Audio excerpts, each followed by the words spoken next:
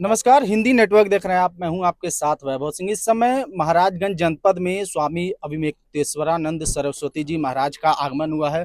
शंकराचार्य जी का हम महाराजगंज में स्वागत करते हैं। महाराज जी, आपका बहुत स्वागत है महाराजगंज में। नारायण।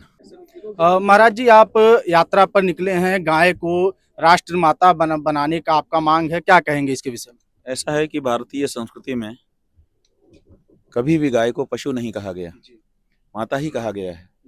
तो हमारी सरकारें अंग्रेजी प्रभाव में आकर के गौ माता को पशु कह रही हैं, तो इसका संशोधन होना तो आवश्यक है।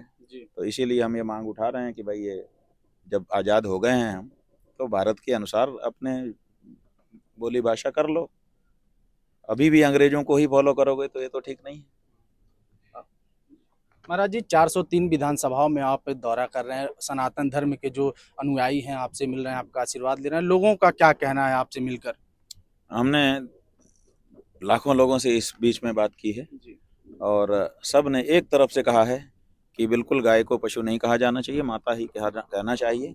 और लोगों ने ये भी कहा है कि अगर उत्तर प्रदेश की सरकार गाय को पशु कहना ही जारी रखेगी, संशोधन करके माता नहीं कहेगी, तो आने वाले चुनाव में हम उसको वोट नहीं देंगे। यहाँ तक लोग दृढ़ हैं कि हमें किसी भी दशा में अब गौ माता को माता ही कहलवाना है, अब हमको पशु शब्द स्वीकार नहीं है। महाराज जी, लोगों से आप मिल रहे हैं, बड़ी संख्या में लोग आपका स्वागत कर रहे हैं स्थान पे, लेकिन जो भाजपा के नेता हैं, जो वो कार्यकर्ता है, वो हर विधानसभा में आप जा रहे हैं, वहाँ आपसे दूरी बना के रखें, ऐसा क्यों? अब ये तो उन्हीं से आप पूछ लीजिए कि वो क्यों दूरी बना रहे हैं। लेकिन हम जब निकले थे तो हमें तो यही आशा थी कि भाजपा के नेता भ्रष्ट हुए होंगे, लेकिन भाजपा के कार्यकर्ता थोड़े भ्रष्ट हो गए होंगे। लेकिन हम देख रहे हैं कि उनकी भी बुद्धि कहीं ना कहीं बिगड़ गई है। गौ माता को माता कहने के लिए वे भी राजी नहीं हैं। हमको ये था कि कम से कम भारतीय जनता पार्टी के लोग आगे की पंक्ति में खड़े दिखाई देंगे गौ माता की रक्षा के मामले में, लेकिन ऐसा पूरे उत्तर प्रदेश में घूमने पर हमको दिखाई नहीं दिया। तो हमको ये भरोसा हो गया कि इनकी बुद्धि बिगड़ चुकी है। महाराज जी, गाय के गौमांस के निर्यात में जो भारत देश है, उसका जो है कद यूं कहें कि विश्व में बढ़ता जा रहा है। अधिकांश इस तरीके के काम हो रहे हैं, लेकिन सरकार, हालांकि हिंदुत्व की सरकार है, सनातन धर्म को मानने वाली सरकार है, ऐसा लोग कहते हैं, लेकिन काम कुछ ऐसा हो नहीं पा रहा है। बात यह है कि कहना और होना दोनों में अंतर है। कहा तो इन्होंने था कि हम हिंदुत्व की सरकार हैं, हम गौभक्त सरकार हैं, हम ये करेंगे, हम वो करेंगे, सब कहा तो था। लेकिन 12 साल से केंद्र में और 9 साल से उत्तर प्रदेश में बहुमत की सरकार लेके बैठे होने के बाद भी अगर गाय दुर्दशा ही में है और अगर गौ हत्या करके उसका मांस बेचने में देश का नाम विश्व में अग्रणी हो रहा है, तो आप समझ लीजिए कि ये भाई के नाम पे कसाई आ गया। हाँ। महाराज जी, एक अंतिम सवाल। आप लखनऊ में एक विशाल सम्मेलन करने वाले थे, उसकी जो अनुमति है वो आपको नहीं मिल पाई है। आपने बताया था बीते कई दिनों से आप इंतजार कर रहे हैं, आगे का क्या होगा? ऐसा है कि अब आज तो 20 तारीख है, 20 तारीख हो गई, 24 को हमको करना है और अभी तक भी अनुमति के बारे में कुछ स्पष्ट नहीं है। तो आज शाम तक हम ये यात्रा चला रहे हैं।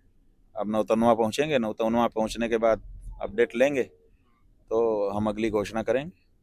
महाराज जी, एक धर्म से इतर एक सवाल हम लेते हैं। आज जो युवा हैं वो बड़े पैमाने पर सरकार के खिलाफ जंतर मंतर पे प्रदर्शन कर रहे हैं। बीते कई दिनों से अनशन पे बैठे हैं और आज वो जो है संसद तक उन्होंने मार्च किया और तमाम धक्का मुक्की विवाद की स्थिति उत्पन्न हो गई। उसके लिए क्या कहना चाहें?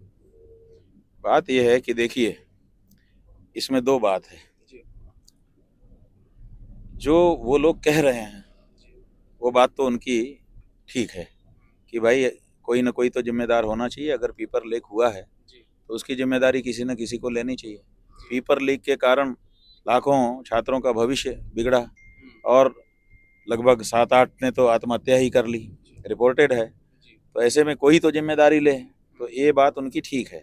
लेकिन यहीं पे प्रश्न ये उठता है कि जो वांगचुक हैं वो बैठे थे इस्तीफा मांगने के लिए और अभी अस्पताल में से 3 शर्तें जो उनकी आई हैं उसमें वो इस्तीफे वाली मांग तो नदारद हो गई है। तो ये परिवर्तन क्यों हो गया? दूसरी बात यह है कि यहाँ हमको गौ माता के लिए जब हम सभा करना चाहते हैं, संकल्प करना चाहते हैं, उसके लिए अनुमति नहीं दी जा रही है।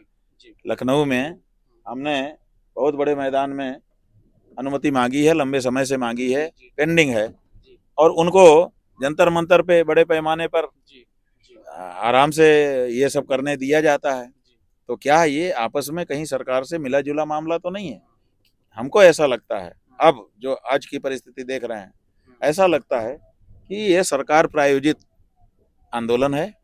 सरकार इसको चला करके और इसको खत्म करके ये दिखाना चाहती है, क्योंकि देश में असंतोष बहुत तेजी से बढ़ा है। तो सरकार ये दिखाना चाहती है कि ऐसे असंतोष अगर स्वर देना चाहेंगे तो वो खत्म हो जाएंगे। तो लोगों को डराना चाहती है, और इसीलिए उन्होंने जानबूझ के इनको खड़ा किया और खड़ा करके अब इनको शांत कर दे रहा है। ऐसा लग रहा है, इसलिए लग रहा है क्योंकि जब आप मर रहे थे, बांगचुक जो है, हमने भी उनके लिए 2 बार वीडियो बना के भेजा, तो वो कह रहे थे कि इस्तीफा इनका होना चाहिए। अब जब वो अस्पताल में पहुंच गए हैं तो उन्होंने अपना बदल दिया। क्यों बदल दिया? जो आपकी बात थी, आपको उसके पे कायम रहना चाहिए था। मर जाते जी जाते भाई, अब आपने अपना चुना है रास्ता। लेकिन उन्होंने 3 जो शर्तें निकाल करके हाथ से लिख करके भेजी हैं, उन शर्तों में अब बदलाव आ गया है, और इसीलिए हमको लगता है कि ये स्ट्रेटेजी के तहत ये कार्य हो रहा है। धन्यवाद महाराज जी। हमारे साथ शंकराचार्य महाराज थे। तमाम बिंदुओं पर इन्होंने बेबाकी से अपनी राय रखी। गाय को राष्ट्रमाता बनाने के लिए महाराज जी पूरे उत्तर प्रदेश में यात्रा पर हैं। इस दौरान महाराज जी का आगमन महाराजगंज जनपद में हुआ था। हमने बातचीत किया। धन्यवाद।